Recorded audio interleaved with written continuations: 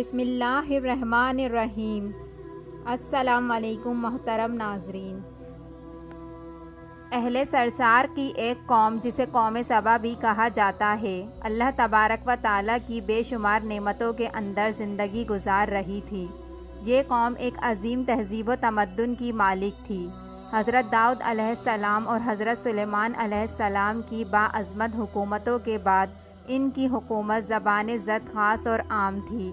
کہا جاتا ہے کہ یہ لوگ گندم کے مغز سے آٹا پیس کر روٹیاں پکاتے تھے، لیکن اس قدر اسراف کرنے والے اور ناشکرے تھے کہ انہی روٹیوں کے ساتھ وہ بچوں کے گن غلاظت بھی صاف کیا کرتے تھے، اور ان آلودہ روٹیوں کو اکٹھا کرنے سے ایک پہاڑ بن گیا تھا۔ ایک مرتبہ ایک صالحہ شخص نے وہاں سے گزرتے ہوئے ایک عورت کو دیکھا جو کہ روٹی کے ساتھ اپنے بچے کا گند یعنی پاخانہ صاف کر رہی ہوتی ہے۔ اس شخص نے عورت سے کہا، تیرے اوپر افسوس، خدا سے ڈر، کہیں ایسا نہ ہو کہ خدا تیرے اوپر اپنا غضب ڈھائے اور تجھ سے اپنی نعمت چھین لے۔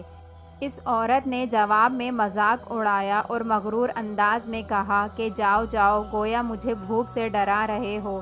جب تک سرساری جاری ہے مجھے بھوک کا کوئی ڈر نہیں۔ تھوڑا ہی عرصہ گزرا کہ اللہ تبارک و تعالیٰ نے ہوس بازوں اور اسراف کار لوگوں پر اپنا غضب ڈھایا۔ پانی جو کہ زندگی کی بنیاد ہے ان لوگوں سے چھین لیا گیا۔ قحط نازل ہوا۔ بات یہاں تک پہنچ گئی کہ ان کی ذخیرہ کی ہوئی تمام غذا ختم ہو گئی۔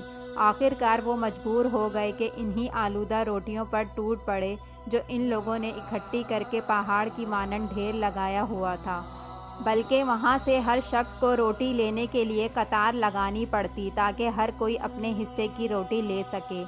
کفران نعمت، قحط اور ان کی بدحالی کے بارے میں متعدد روایات موجود ہیں۔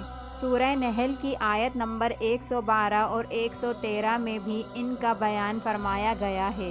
اس قوم سبا کے بارے میں ایک اور واقعہ بیان ہوتا ہے کہ ان لوگوں نے اپنی زراعت کو بہتر طور پر کاشت کرنے کے لیے پانی ذخیرہ کرنے کی خاطر بلخ کے دو پہاڑوں کے درمیان ایک بہت بڑا بند مغرب تعمیر کیا ہوا تھا۔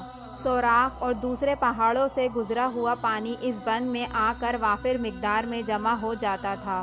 قوم سبا نے اس پانی سے صحیح طور پر استفادہ کرتے ہوئے وسیع و عریض اور بہت سے خوبصورت باغات لگائے اور کھیتی باڑی کو رونق بخشی۔ ان باغات کے درختوں کی شاخیں اس قدر پھلوں سے لدی ہوئی تھیں کہ کہتے ہیں کہ اگر کوئی شخص سر پر ٹوکری رکھ کر ان کے نیچے سے گزرتا تو خود بخود ٹوکری میں گرنا شروع ہو جاتے اور تھوڑی ہی دیر میں ٹوکری تازہ پھلوں سے بھر جاتی۔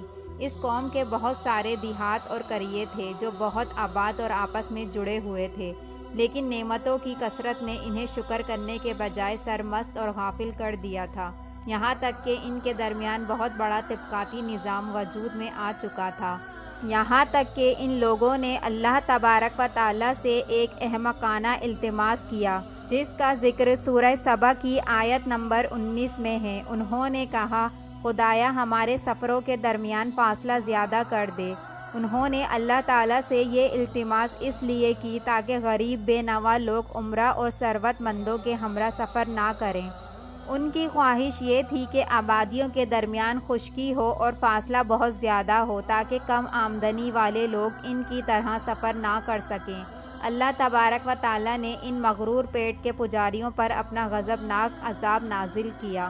بعض تواریخ کے مطابق ان مغرور لوگوں کی آنکھوں سے دور صحرائی چوہوں نے مغرب نامی بند کی دیواروں پر حملہ کر کے انہیں اندر سے کھوکھلا کر دیا۔